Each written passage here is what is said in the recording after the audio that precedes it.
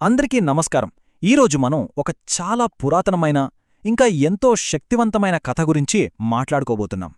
ఇది కేవలం ఒక కథ కాదండోయ్, విశ్వాన్ని కాపాడటానికి పరమశివుడు చేసిన ఒక అద్భుతమైన త్యాగం. పదండి ఆ కథలోకి వెళ్దాం. అసలు శివుడికి నీలకంఠుడు అని పేరు ఎలా వచ్చింది? ఎప్పుడైనా ఆలోచించారా? ఈ ప్రశ్నకు సమాధానం ఒక మహాసముద్రమథనంలో దాగుందన్నమాట.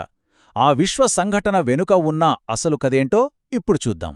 సరే, మన కథ మొదలయ్యేది సముద్రమథనం అనే ఒక మహాఘట్టంతో. ఇదేదో చిన్న సంఘటన కాదు, ఏకంగా విశ్వం గతినే మార్చేసిన ఒక పెద్ద ప్రయత్నం. ఇక్కడ ఆశ్చర్యకరమైన విషయం ఏంటంటే, ఒకరినొకరు అస్సలు పడని దేవతలు, అసురులు ఇద్దరూ ఒకే మాట మీదకొచ్చారు. వాళ్ల లక్ష్యం ఒక్కటే, అమృతం. కాని పాపం వాళ్లకు తెలీదు, వాళ్లకోసం ఒక పెద్ద ప్రమాదం కూడా పొంచి ఉందని. అసలు ఈ మథనం ఎంత పెద్దదో ఊహించుకోండి. ఒక పెద్ద పర్వతాన్నేమో కవ్వంగా వాడారు, ఒక సర్పరాజునేమో తాడుగా చుట్టారు. అంటే విశ్వంలో ఉన్న శక్తినంతా ఉపయోగించి సముద్రాన్ని చిలకడం మొదలుపెట్టారన్నమాట. వాళ్లేమో అమృతాన్ని సృష్టించాలని చూస్తున్నారు, కాని వాళ్ల ప్రయత్నం నుంచి పుట్టుకొచ్చింది వినాశనం. ఇక్కడే కథ మొత్తం ఒక్కసారిగా మారిపోయింది. మొదట్లో అంతా బాగానే ఉంది. మథనం నుంచి వావ్, ఎన్నో అద్భుతమైన సంపదలు బయటకొచ్చాయి. ఐరావతం, కల్పవృక్షం, కామధేనువు ఇలాంటివన్నీ చూసి అందరూ భలే హ్యాపీగా ఫీలయ్యారు. అంతా సక్సెస్ అనుకున్నారు. కాని అంతా బాగుంది అనుకుంటున్న టైంలో సముద్రం లోపల నుంచి ఎవ్వరూ ఊహించని ఒక భయంకరమైన శక్తి పైకి వచ్చింది. దాని పేరే హాలాహలం. ఇదేదో మామూలు విషం కాదు. దాని పొగ తగిలితే చాలు, దేవతలు, అసురులు అనే తేడా లేకుండా మొత్తం సృష్టి బూడిదైపోతుంది. అంత పవర్ఫుల్ అన్నమాట. ఇప్పుడు వాళ్ల ముందున్న సమస్య అమృతం దొరుకుతుందా లేదా అని కాదు, అసలీ సృష్టి మిగులుతుందా లేదా అని. మరి ఇంత పెద్ద విపత్తు నుంచి ఈ విశ్వాన్ని ఎవరు కాపాడగలరు? అలాంటి భయంకరమైన సిచ్యువేషన్లో అందరూ వెనక్కి తగ్గినప్పుడు ఒక్కరే ముందుకొచ్చారు. ఆయనే పరమశివుడు. ఇక్కడ్నుంచే అసలు కథ మొదలవుతుంది.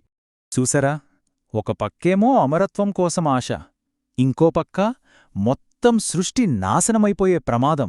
ఈ రెండింటి మధ్య మొత్తం విశ్వం నలిగిపోతోంది. ఇక తమ వల్ల కాదని దేవతలకి, రాక్షసులకి కూడా అర్థమైపోయింది.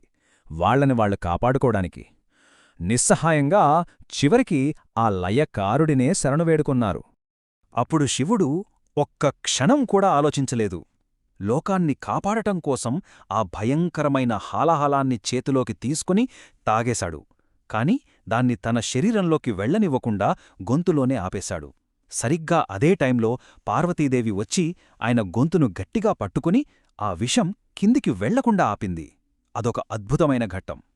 అంటే సమస్య ఎంత భయంకరంగా ఉందో శివుడి పరిష్కారం అంతకంటే గొప్పగా ఉంది కదా. ఆయన ఒక్కడి త్యాగం మొత్తం సృష్టినే కాపాడింది. ఆ హాలాహలం దెబ్బకి శివుడి గొంతు శాశ్వతంగా నీలిరంగులోకి మారిపోయింది. అందుకే అప్పటినుంచి ఆయనకు నీలకంఠుడు అనే పేరు వచ్చింది. చూశారా, మనం మొదట్లో అడిగిన ప్రశ్నకు సమాధానం ఇదే అనమాట. అయితే ఈ కథ కేవలం ఒక పురాణగాథ మాత్రమే కాదు, దీనిలో మన జీవితాలకు కూడా వర్తించే ఒక లోతైన సందేశముంది. ఇంతకీ ఏంటా సందేశం? ఈ కథలో ఉన్న సింబలిజం చాలా పవర్ఫుల్. ఇతరుల కోసం నెగటివిటీని స్వీకరించడం, అందరి మంచికోసం బాధను భరించడం, అలాగే ప్రకృతిలో ఉండే స్త్రీ, పురుష శక్తుల మధ్య బ్యాలెన్స్, ఇవన్నీ మనకు ఈ కథ తెలియజేస్తుంది. ఈ కథ మనకు నేర్పే ఒకే ఒక్క ముఖ్యమైన నీతి ఏంటంటే, నిజమైన బలం మన కండల్లో కాదు, ఇతరుల కోసం నిలబడగల మన ధైర్యంలోనే ఉంది. సరే, ఆ రోజుల్లో హాలాహలం. మరి ఈ రోజుల్లో మన జీవితాల్లో ఉన్న విషయాలేంటి? ఎప్పుడైనా ఆలోచించారా? మన లోపల ఉండే కోపం, అసూయ, దురాశ ఇలాంటి నెగటివ్ ఎమోషన్సే ఈనాటి మన విషాలు. ఇవి మనల్ని, మన చుట్టూ ఉన్నవాళ్లని తెలియకుండానే నాశనం చేస్తుంటాయి. అయితే నీలకంఠుడి కథ మనకు ఏం చెబుతుంది? ఈ నెగటివిటీని చూసి భయపడి పారిపోవడం కాదు, దాన్ని యాక్సెప్ట్ చేసి, కంట్రోల్ చేసి మన అంతర్గత శక్తిగా మార్చుకోవాలని గుర్తుచేస్తుంది. చివరిగా ఈ కథ మనం ముందు ఒక పెద్ద ప్రశ్నను ఉంచుతుంది. మన జీవితంలో ఎదురయ్యే విషయాలను మనం శక్తిగా ఎలా మార్చుకోవాలి? ఈ ప్రశ్నకు సమాధానం ఎక్కడో లేదు, మనల్లోనే ఉంది.